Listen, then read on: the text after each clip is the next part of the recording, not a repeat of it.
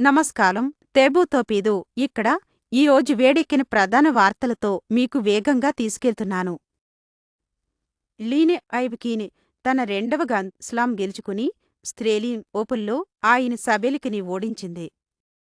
Carlos Alcaraz Novak జోకోవిచ్ను ఓడించి career grand slam పూర్తి చేసిన అతి చిన్న వయస్కుడిగా నిలిచాడు.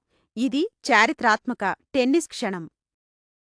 ఎక్స్లో టెస్లా షేర్లు స్పేస్ ఎక్స్ లేదా ఎక్స్ ఏఐతో విలీనం పుకార్లపై ఎగసి కొత్త దిశను సూచిస్తున్నాయి.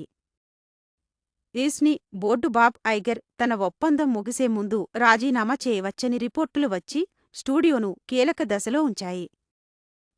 ఎంబీఏ పాల్ జార్జ్ను డ్రగ్ పాలసీ ఉల్లంఘనకు 25 గేమ్స్ సస్పెండ్ చేసింది.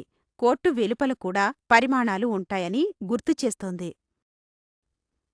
లింజీ వెన్ క్రాష్ కారణంగా చివరి పిప్ రేస్ మిస్ అయినప్పటికీ ఒలింపిక్స్ కోసం తిరిగి ట్రాక్లో ఉంది.